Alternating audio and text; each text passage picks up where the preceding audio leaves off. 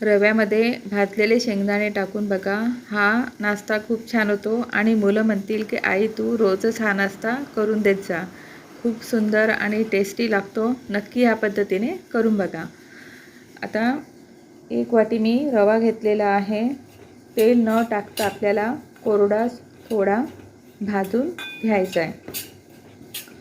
भाजून झाल्यानंतर त्यामध्ये थोडेसे शेंगदाणे टाकायचे, पण शेंगदाणे हे भाजलेले शेंगदाणे आहे आणि भाजलेले शेंगदाणे आपल्याला रव्यामध्ये टाकून द्यायचे आहे.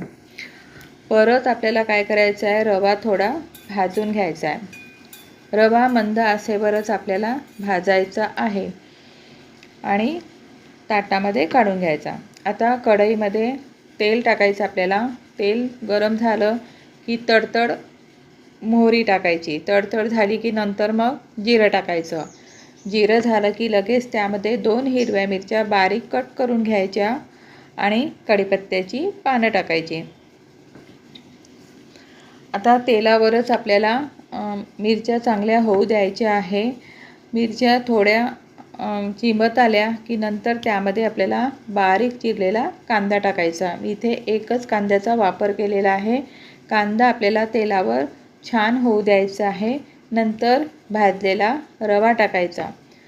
इथे आपल्याला रवा आता मात्र तेलावर चांगला परतून घ्यायचा आहे आणि गॅस कमीच ठेवायचा. कमी आचेवरच आपल्याला रवा छान परतून घ्यायचा आहे. रवा चांगला परतला तरच आपला इथे मी तुम्हाला उपमा करून दाखवणार आहे आणि हा उपमा अतिशय टेस्टी आणि सुंदर लागतो खायला. या पद्धतीने तुम्ही नक्की करून बघा. आता त्याच्यासाठी मी दही घेतलेलं आहे. आता इथे आपल्याला मीठ टाकायचं आहे. दही मी नंतर टाकणार आहे. मीठ टाकल्यानंतर परतून घ्यायचं.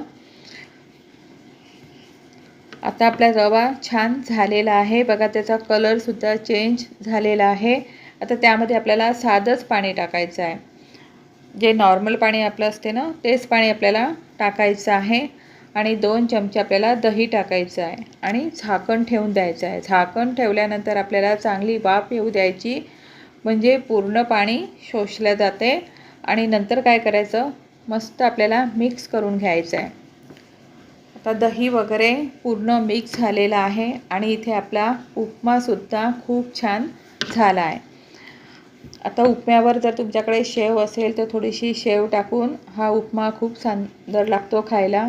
नक्की तुम्ही या पद्धतीने उपमा करून बघा.